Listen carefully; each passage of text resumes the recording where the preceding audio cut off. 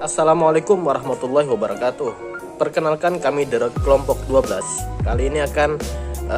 Pada video kali ini kami akan menjelaskan materi tentang konversi agama. Nah, konversi agama ini kan kami bagi menjadi beberapa bagian. Yang pertama, pengertian, kemudian macam-macam konversi agama, ketiga, ciri-ciri konversi agama, keempat, faktor-faktor penyebab, kelima, proses konversi agama, keenam, dampak sosial konversi agama. Baik, langsung saja saya mulai dari yang pertama, yaitu pengertian konversi agama. Secara etimologi, konversi berasal dari kata conversio yang berarti tobat, pindah atau berubah. Maka conversion mengandung makna berubah dari suatu keadaan atau dari suatu agama ke agama lain. Hal ini bermakna juga bahwa konversi berarti bertobat, berubah agama, berbalik pendirian terhadap ajaran agama, atau masuk ke dalam agama. Dapat ditegaskan bahwa konversi agama adalah berpindah agama. Misal dari seorang pemeluk agama Islam dari seorang pemeluk agama Kristen menjadi pemeluk agama Islam dan sebaliknya.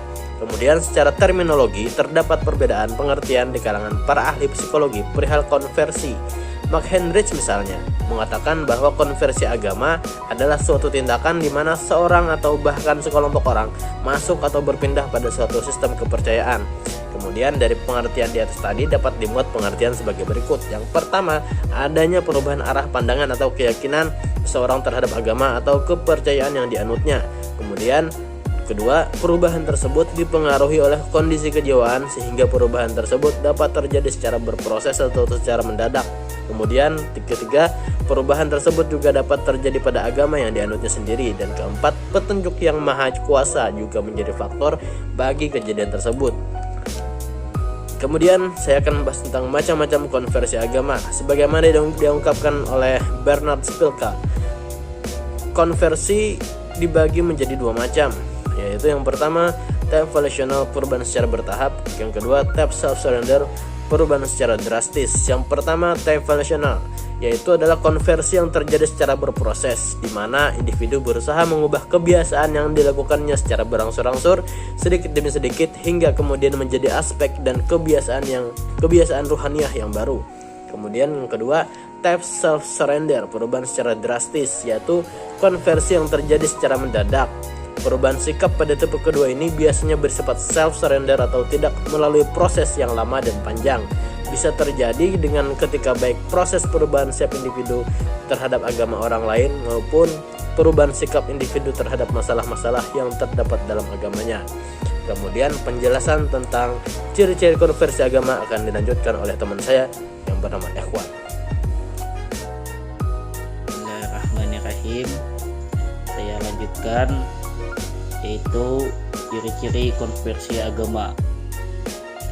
Ciri-ciri seseorang melakukan konversi agama menurut Ramayulisa adalah sebagai berikut. 1. Adanya perubahan arah pandang dan keyakinan seseorang terhadap agama dan kepercayaan yang dianutnya. Yang kedua, perubahan yang terjadi dipengaruhi kondisi kejiwaan. Yang ketiga, perubahan tersebut tidak hanya berlaku bagi pemindahan kepercayaan satu agama ke agama yang lain, melainkan juga termasuk perubahan pandangan terhadap agama yang dianutnya sendiri. Yang keempat, selain faktor kejiwaan dan kondisi lingkungan, maka perubahan itu pun disebabkan oleh faktor petunjuk dari Yang Maha Kuasa. Selanjutnya, faktor-faktor penyebab konversi agama. Menurut Mukti Ali, faktor-faktor yang mempengaruhi terjadinya konversi agama adalah faktor keluarga, faktor lingkungan tempat tinggalnya, faktor perubahan status, faktor kemiskinan, dan juga faktor pendidikan. Baiklah, selanjutnya proses konversi agama. Proses konversi menurut MTL Penidu mengandung dua unsur, yaitu satu unsur dari dalam. Yang dimaksud dengan proses dari dalam adalah proses perubahan yang terjadi dalam diri seseorang atau kelompok, konversi yang terjadi dalam batin. Ini membentuk suatu kesadaran untuk mengadakan suatu transformasi disebabkan oleh krisis yang terjadi dan keputusan yang diambil seseorang berdasarkan pertimbangan pribadi. Proses ini terjadi menurut gejala psikologis yang lama, dan seiring dengan proses tersebut muncul pula struktur psikologis baru yang dipilih. Yang kedua, unsur dari luar, yaitu proses perubahan yang berasal dari luar diri atau kelompok sehingga mampu menguasai kesadaran orang atau kelompok yang bersangkutan. Kekuatan yang datang dari luar kemudian menekan pengaruhnya terhadap kesadaran, mungkin berupa tekanan batin sehingga memerlukan penyelesaian oleh dirinya. Adapun dampak sosial konversi agama mempunyai makna atau fungsi dalam kehidupan manusia.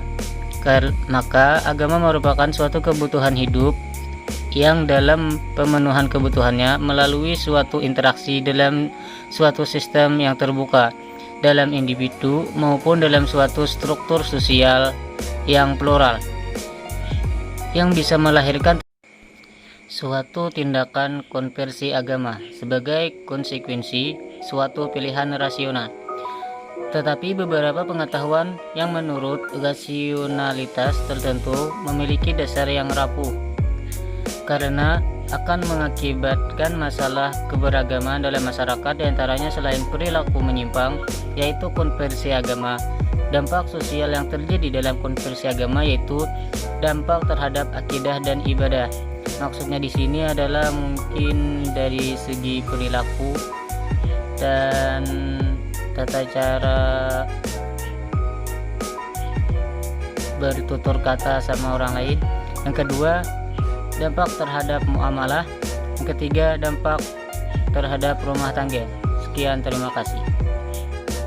Nah, jadi kesimpulannya adalah konversi agama merupakan suatu tindakan oleh individu atau kelompok yang mengalami proses perpindahan suatu kepercayaan, yang mana konversi agama ini terbagi menjadi dua macam, yaitu secara bertahap dan secara drastis. Kemudian di antara beberapa faktor penyebabnya bisa dari keluarga, lingkungan, status sosial, kemiskinan, dan pendidikan. Hal demikian bisa berproses dari unsur dari dalam ataupun dari luar yang memberikan dampak tentunya kepada sistem akidah atau kepercayaan dan ibadah. Demikianlah presentasi kami tentang konversi agama. Semoga bisa bermanfaat dan kami mohon maaf jika ada banyak kesalahan dan kekeliruan. Wassalamualaikum warahmatullahi wabarakatuh.